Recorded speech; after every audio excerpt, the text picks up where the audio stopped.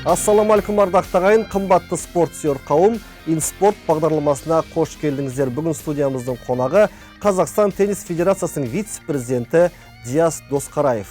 Диас, студиямызға қош келдің. Рахмет, үлкен самат. Диас, қазіргі уақытта Қазақстанда теннис өте қарқынды дамып келеді. Жастарымыз да, ересектеріміз де ел абыройын халықаралық аренада асқақтатып жүр. Осы орайда соңғы 15 жылдың ішіндегі осы Қазақстанда теннистің дамуы және жетістіктеріміз жайлы айтып кетсеңіз.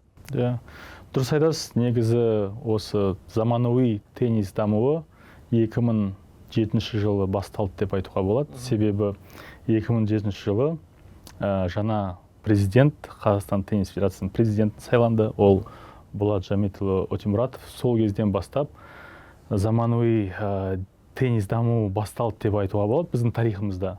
Сол уақыттан бастап көп жұмыс істелінді.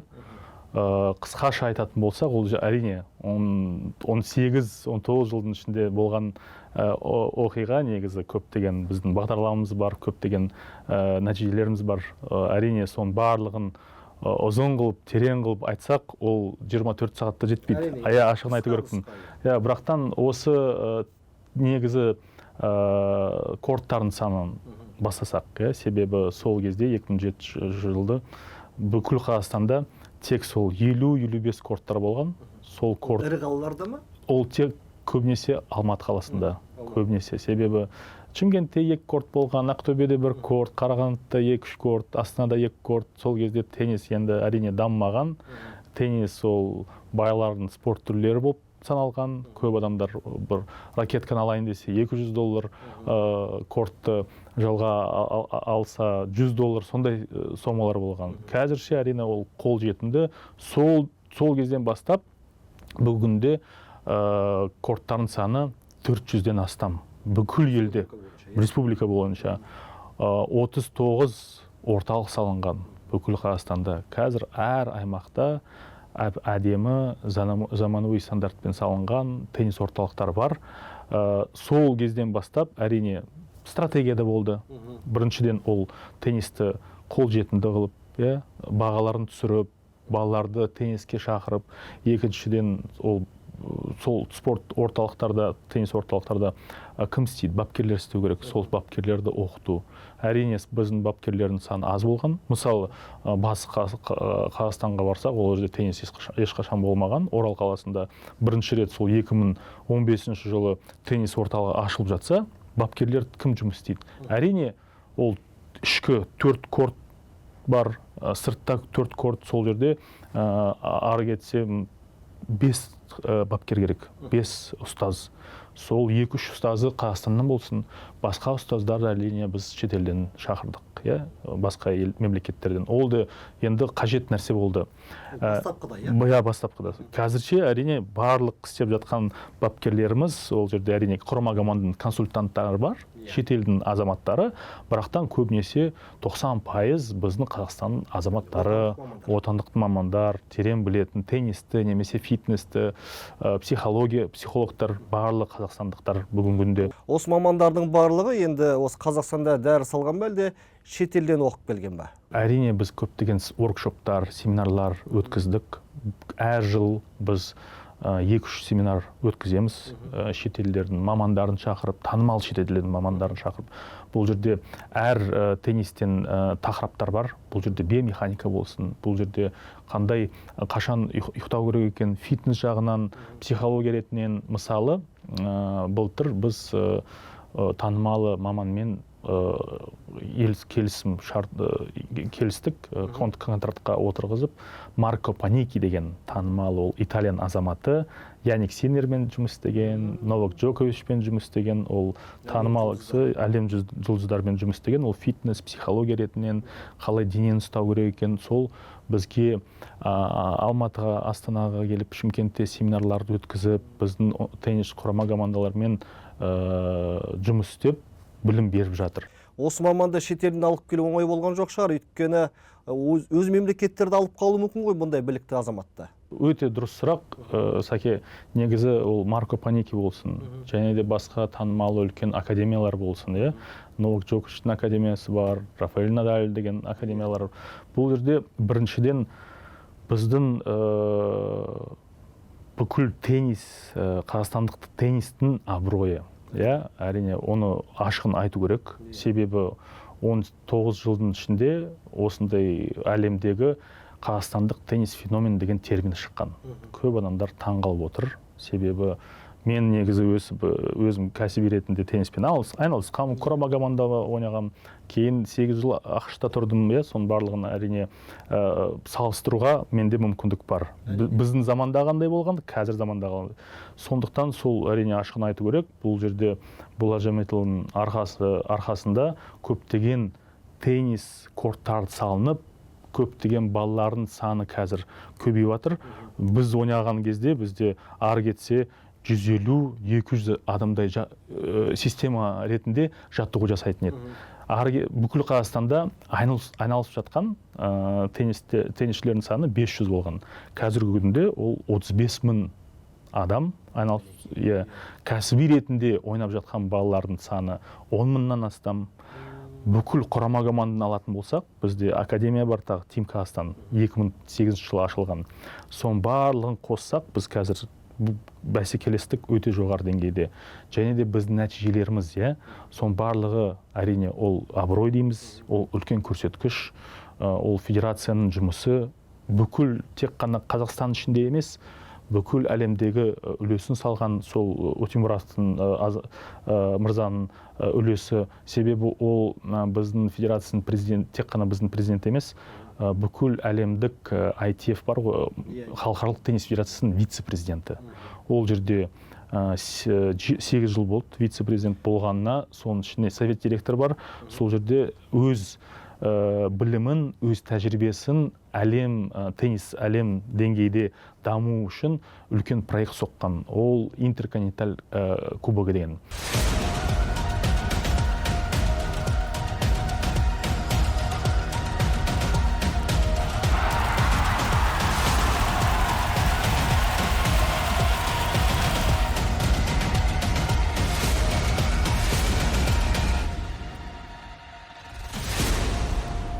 Бүкіл біздің халықаралық теннис федерациясында әлем чемпионаттары бар. Әрине, ол үлкен шлемдер, және де жасөспірдің арасында 14 жасқа дейін, 16 жасқа дейін Дэвис кубогы юниорлардың арасында сондай үлкен жарыстар бар. Бірақ 12 жасқа дейін ешқашан жарыстар болмаған. Сол біздің федерацияның президенті өз қаражатын бөліп, 8 жыл бойы сондай интерконтиненталь кубогы өтіп жатыр. Қазір ол танымалы әлемдік үлкен проект емес, бағдарлама. Сондықтан сол абырой барлығы біздің президент сыйлайды деп әрине мақтанамыз ғой, бізде ашығын айтамыз. Сондықтан осындай Марко Паникий деген мамандар бізге көзқарасын ашық айту керек қой, лояльность дейді. Ол да келер кезде қарайды ғой. Қай мемлекетке барып, әрине, қалай дамып жатыр. Әрине, сондықтан біздің көрсеткенімізде, мысалы, кәсіби ретінде нәтижелеріміз, Рыбакина, Бубликті алып тастасақ, мысалы, біздің олар көреді ғой, жақсы, бұл жерде болашақ бар ма, жоқ па, өсіп келе жатқан жүйелері бар ма, себебі система дейміз ғой, әр жерде система болу керек. Сол біз 19 жылдың ішінде қазақстандық өз ішкі экосистеманы құрдық. Әрине, соны біз мақтанамыз, бірақтан жұмысымыз әлі көп. Жасөспірім ойыншылар қазір өсіп келе жатыр. Ол Амир Омарханов, Заңғар Нұрланұлы, Дамир Жолғазбай қазір осы көрдік қой, Уимблдонда ойнап жатқан. Былтыр біз тарихи жетістігіміз, ол Бейбіт Шұқаев, біздің қазақ батырымыз деп айтуға болады, Ақтау тумасы. Сондықтан ол бірінші рет Уимблдонға іріктеу жарысынан өтіп, өз нәтижесін көрсетіп, және біздің қарагөз балдарымызға өсіп келе жатқан сенім береді. Ол әрине үлкен мотивация, үлкен сенім. Рыбакина, Бубликтердің олардың рөлдері бөлек. Олардың рөлдері біздің елімізде енді атын шығарып, балалардың қызықшылығын ашып, бізде үлкен жетістіктері болмаған ғой 2007 жылдан. Сондықтан ол стратегия бойынша қажет нәрсе болды. Ол стратегия өз-өзін ақтады деп айтуға болады. жемісін беріп жатыр. Сондықтан қазір сол 35 мың бүкіл Қазақстанда айналып жатқан тенниспен балалардың саны, сол оның барлық соның арқасында. Бірақтан осы сол стратегиямен өскен балалар, Амир Омарханов, Заңғар, барша осы балдар қазір Ерке Жанатаева деген қызымыз өсіп жатыр. Талдықорғаннан Жана Жұлдыз, Айым Қанағатова деген Европада, Албанияда үлкен жарыстың жеңімпазы болды. Соның барлығы сол біздің құрған бағдарлама бойынша өсіп келген балалар. 5-6 жастан соларды алып келе жатырмыз.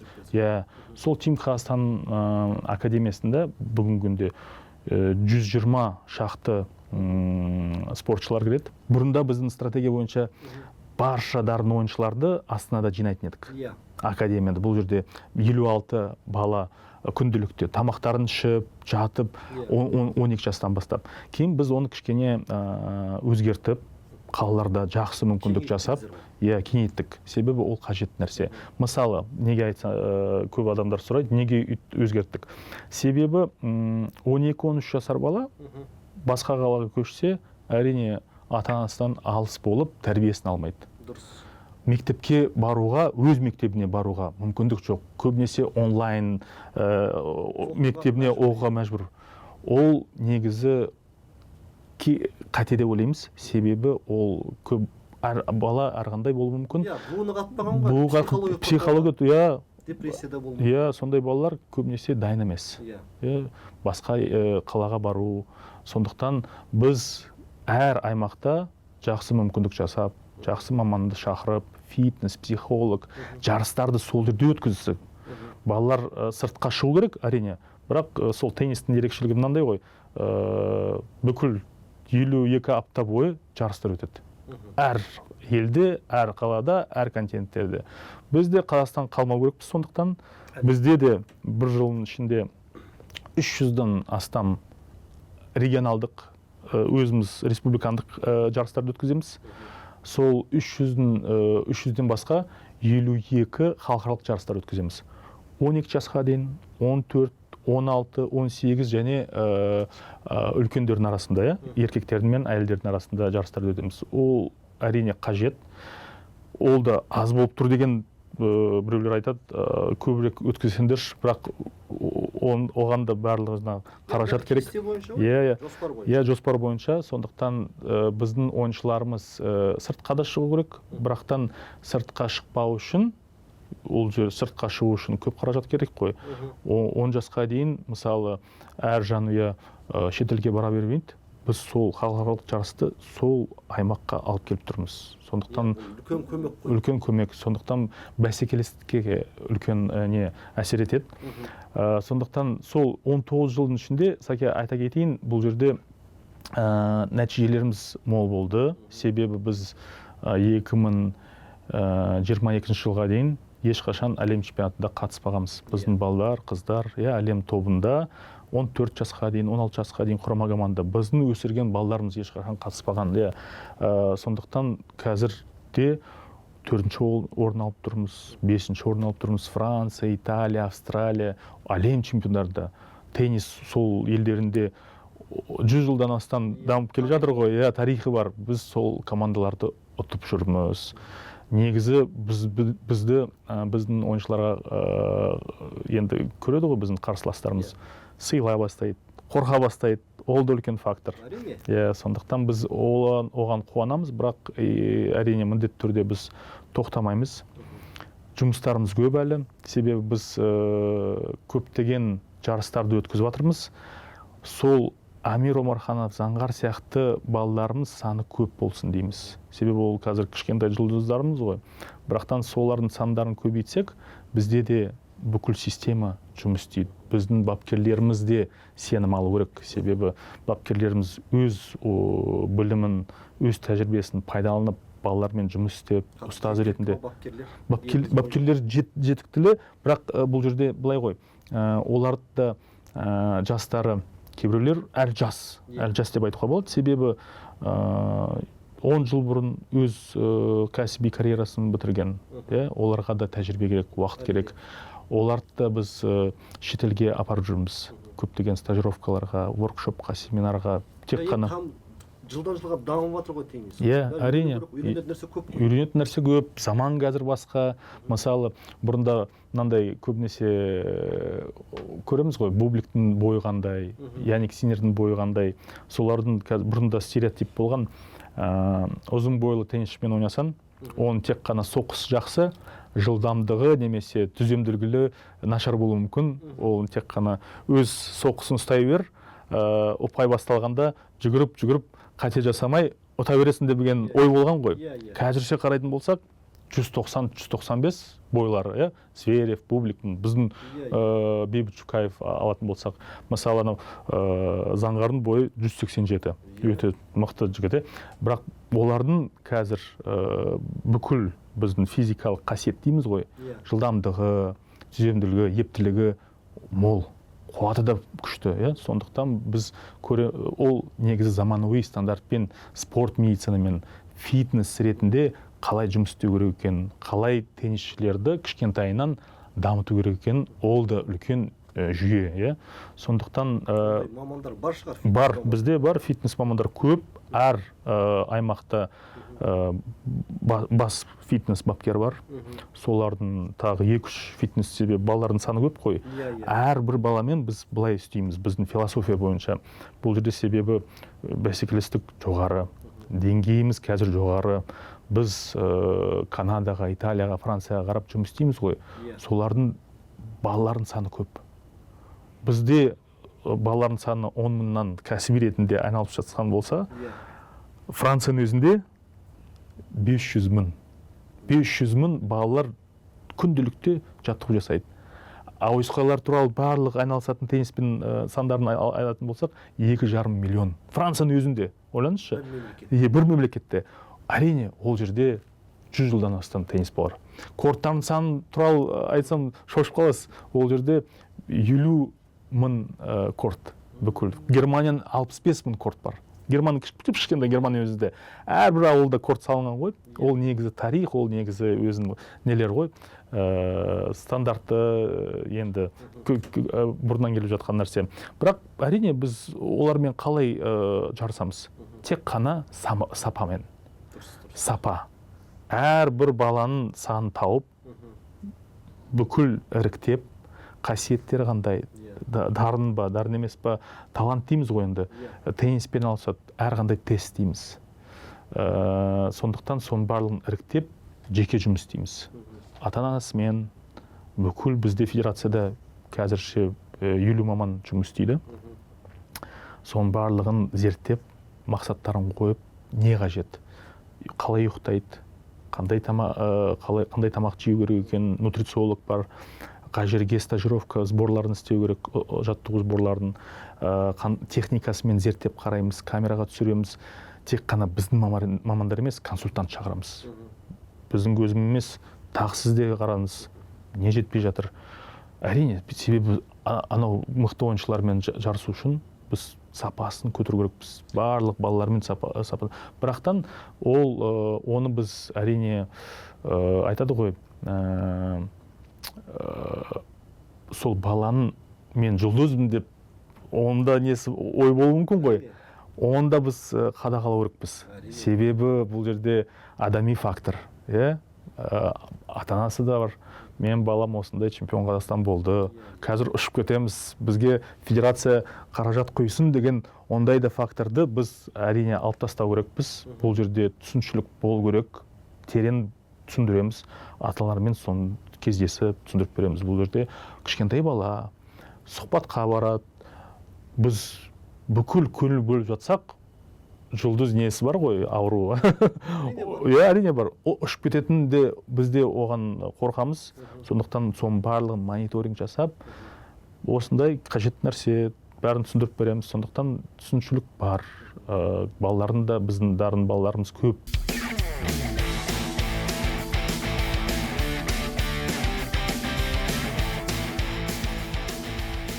Бір байқағаным, соңғы уақытта Заңғар Новак Джоковичпен жиі жаттығып жүр. Әрине бұл көңіл қуантады. Үлкен тәжірибе жас спортшымыз үшін. Осыған байланысты ойыңызды білдіріп кетсеңіз. Бұл жерде айта кетейін, қызық оқиға.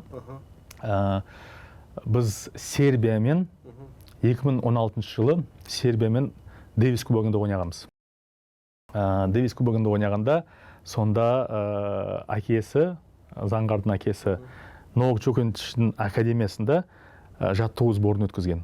Сол кезде Джоковичтің әкесімен танысып, ақылдасып, қалай мұны кішкентай балам. Сол кезде Заңғар 2016 жылы ол жас нешеде болып тұр, сонда 9-да болып тұр ғой. 9-да, жас бала. Сол кезде Джоковичпен суретке салған. Сол сурет бар.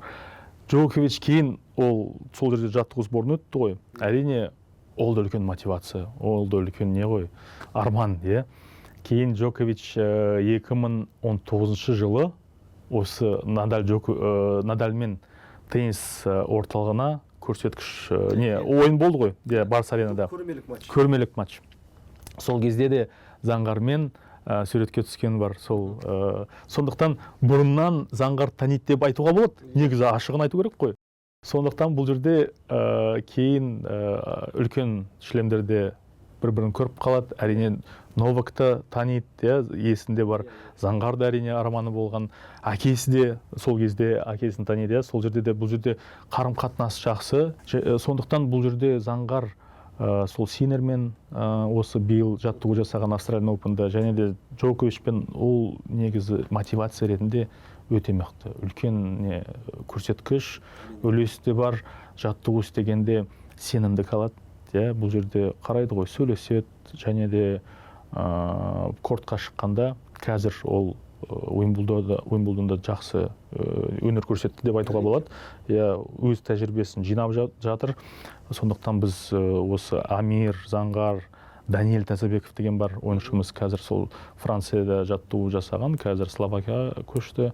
Және Дамир Жалғасбай. Сол болашағымыз осы еркектердің арасында. Әрқайсының өзінің бапкермен бағдарламасы бар. Дайын, қасында жүреді. Әрине бұл жерде федерация бұған өте үлкен көмек көрсетеді. Мысалы, Амир Омарханов 14 жасынан біз оны Чехияға шығардық. Себебі Қарағандыдан ол келіп, Тим Қазақстанда бәрін ұтып, бәсекелестік жоқ. Әрине, болса да ересектермен ойнамайды ғой. Өз жас балдармен ойнау керек, өз жас тобымен ойнау керек.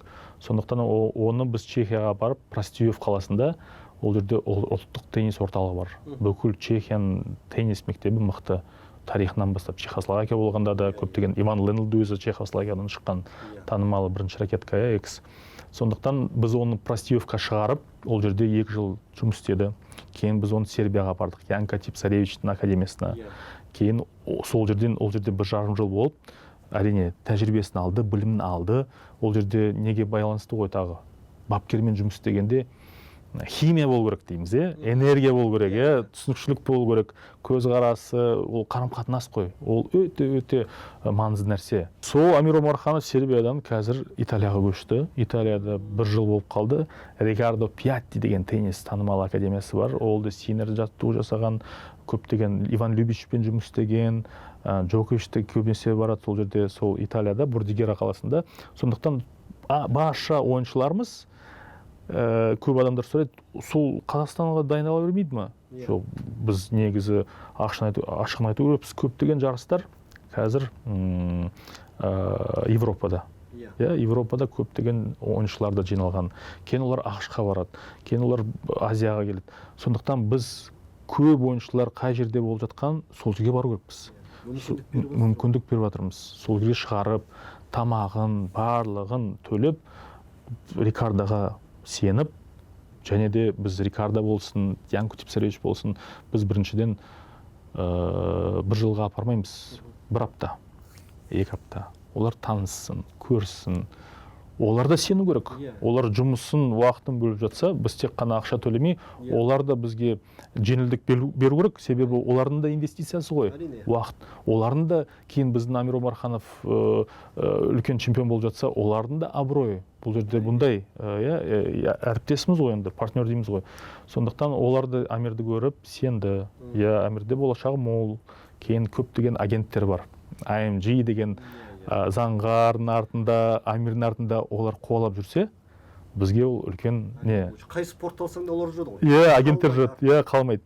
Бұрында, сәке айта кетейін, 15 жыл бұрын біздің спортшылардың артында бір агент жүрмеген. Ашығын айту керек. Себебі олар былай ойлайды ғой. Қарайды, сапасы жақсы ма ойын, жаман емес сияқты. Мүмкіндігі бар ма, бойы қандай, көмегі қандай. Артында, спортшының артында көмегі қандай. Федерациясы бар ма, спонсор демеушілері бар ма, ата-анасы бар ма, соған да қарайды. Себебі дарын ойыншысы болса, бірақ артында ешкім болмаса, инвестиция болмаса, ешнәрсе шықпайды.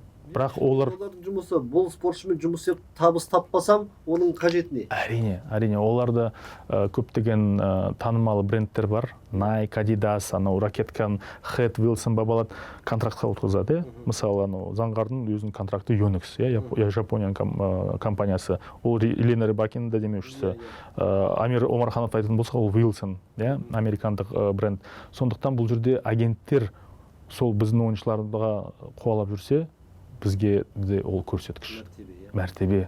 Бізде бір дұрыс нәрсе істеп жатқан екенбіз. Себебі олардың спортшылардың сапасын көреді. Болашағы мол екен. Бұл ойыншы 100-ке емес, 50-ке де 10-қа да кіру мүмкін. Сондықтан дұрыс жолда жүріп келе жатырмыз деген ол сенім бізге.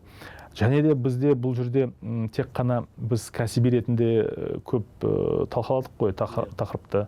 Бірақтан бұл жерде түсіну керек, біз бұл Қазақстанда тек қана осы үлкен қалаларда емес, бүкіл аймақтарда біз теннисті дамыту керекпіз. Сол жерде де біздің бағдарламамыз мол. Себебі біз балабақшаның ішіне кіріп, солардың мамандарын оқытқызып, соларға кішкентай адаптивный ракеткаларын беріп, тегін, оның барлығы біздің демеушіміз. Жобалар бар, ондай жобалар бар. Ол іс-шара жұмыс істеп жатыр. Сол 10 жылдың ішінде біз сол балабақшаның санын 5 балабақшадан бастадық Астана қаласында. 2 балабақша Алматыда болған. Бүгінде сол балабақшаның саны 200-ден астам. 2000 бала сол бағдарламамен бэби теннис дейміз ол. Ол негізі халықаралық бағдарлама бэби теннис ат беріп соған тек қана федерация қаражат құймай демеушіні тарттық. Оларды бізге сенді, біз не істеп жатқанымыз. Кішкентай балаларға сондай мүмкіндік беріп, жасап, тенниспен ерте танысын. Сол біздің ең бірінші мақсатымыз. Олар балабақшада кәсіби ретінде қазір Уимблдон чемпион болатын деген бізде ой жоқ, мақсат жоқ. Олардың тенниспен танысу, көз үйрене берсін, ракетканы ұстау, ұстап көрсін, анау допты лақтырады, жүгіреді. Ол да негізі бүкіл дене дамуына, бүкіл өз көз қарасы, айтамыз ғой, гаджетте отырмай. Олар сол балабақшадан кейін ата-аналар сұрайды ғой. Теннис деген мықты спорт екен, спорт түрі қолжетімді. Анау басқа футболға, гимнастикаға, басқа спорт түрлерімен салыстырсақ, бүгінгі күнде бағалары 20-25 мың бүкіл Қазақстанда. Әрине, ол 12 мезгіл айына 3 рет аптасына келіп тұрады, 1 сағатына жаттығу жасайды. Ол қолжетімді, қажетті нәрсе. Сондықтан сол балалар балабақшадан бітіргеннен кейін мектепке орналасып барғанда теннис орталығына келеді. Сол бағдарлама бэби теннистен балабақшадан біздің Ақтөбе қаласынан Ахмади Маханов деген спортшы шығып жатыр. Ахмади Маханов бүгінгі күнде Азия чемпионы, 14 жасқа дейін. Супер категория үлкен жарыс бар Швецияда, Стокгольмда. Сол жарыста Надаль, Джокович, Шарапова деген Жюстининен жеңімпаз болған кезінде. Ең мықты, 14 жасқа дейін ең мықты танымалы жарыс. Сол жерде жеңімпаз болған Ахмади Маханов. Ақтөбе. Яғни бұл жоба жемісін беріп отыр. Жемісін беріп отыр. Ол бұндай бағдарлама болмаса Ахмадидің тенниске келетін бе, келмейтін бе білмейміз біз. Әкесі мықты волейболмен айналысқан. Сол қазір Ахмади Маханов кішкентай жұлдызымыз 16 жасқа дейін құрама командаға, қазір биыл Ахмади 15-те Шымкентте өткен іріктеу квалификация Азия Океания жарысында біздің құрама команданы 2-ші орынға енді шығарып, көмегін беріп, бір ойын ұтылған жоқ. Австралия, Жапония, Корея бәрін ұтқан. Енді тартысты ойындар болған, 3 сағат ойнады бір Австралияның мықты ойыншымен. Бірақ сол екінші орын алдық біз. Австралия финалда Австралияда құрамағаннан ұтылып қалдық, бірақ Ахмади өз ойын ұтты. Ол жерде 2 жеке ойын және жұптық. Сол жұптық ойын шешілу болды. Бірақтан біз әлем чемпионатына түстік. 4 команда шығады. Ең бастысы сол әлем чемпионаты жылдың аяғында Египетте болады. Кайро. Сол жерде сондықтан осы мысал ғой айтып жатқан бағдарлама. Бейби теннис болсын, 10 жасқа дейін болсын. 10 жасқа дейін бағдарламамыз қазір келешек мектептер соғылып жатыр ғой, комфортный школа дейміз. Мемлекет басшысы айтты, осы келешек мектептердің саны 1000-нан астам бүкіл Қазақстанда болсын. О негізі сол проекттің біз көрдік, өте әдемі проект, себебі біздің Совет одағында мектептер тек қана спорт бір алаңы болған. Есіңізде ғой. Соның ішінде барлығы волейбол, футбол, гимнастика болсын, жүгіріп жүретін едік. Қазір сол проект бойынша келешек мектептерінде бір емес 2-3 спорт алаңы бар. Сол біз ұлттық ғылыми орталық бар. Сол министерствоның несіде. Соның өңімен біз келісім шартына қол қойып, сол мектептің ішінде біз сол 10 жасқа дейін бейби теннис емес, қызыл доп, көк доппен жұмыс істейміз, жаттығу береміз. Барлығын тегін соның ішіне кіріп, аптасына 3 рет оқушылардың арасында жаттығу жасап, және жарыстарды жасап, кейін финалдық ретінде орталықта сондай үлкен мақсатымыз бар. Диас, тағы бір сұрақ, осы орайда қазіргі уақытта елімізде тағы бір үлкен жоба қолға алынған екен. Бұл сында мүмкіндігі шектеулі спортшыларға үлкен қолдау көрсетіліп жатыр. Осы жайлы айтып кетсеңіз. Бұл жерде соңғы 3 жылдың ішінде бүкіл инклюзивтік бағдарламамыз дамып келе жатыр. Себебі біз бұрында Алматы қаласында арбадағы теннисшілерге көмек көрсетіп жаттығу жасағанбыз. ЦСКА спорт орталығында және де АДК-да. Бірақтан сол спортшыларды әлем чемпионатына шығару, құрама команданы құрастыру, бүкіл Қазақстан кубогын чемпионатын өткізу деген ойларымыз болған. Бірақ ол жерде қалай айтсам, структура болмаған. Біздің мамандар дайын болмаған. Себебі инклюзивтік программамен бүкіл спортшылармен істеу үшін мамандар сол қалай істеу керек екенін методикасын терең білу керек. Бұл жерде өте маңызды нәрсе. Біз сол кезде сол жерден бастап шетелден көптеген мамандар шақырдық. Біріншіден ол арбадағы теннис қалай істеу керек екенін барлығын, теннисшілердің, мысалы осы біздің дене мүмкіндіктерінің шектеулі орталығы бар, солармен жұмыс істейміз біз. Сол жерден біз спортшыларды бірінші таңдап, қызығушылығы тенниске бар ма? Бар болса, жарайды, бастайық жаттығуны. Сол 3 жылдың ішінде біз бүгінгі әр жыл бойы Қазақстан кубогын және Қазақстан чемпионатын өткізіп жатырмыз. 10 шақты жарыс, бүкіл бұл жылда 10 шақты жарысқа шығарып жүрміз біз, халықаралық немесе республикандық жарыс.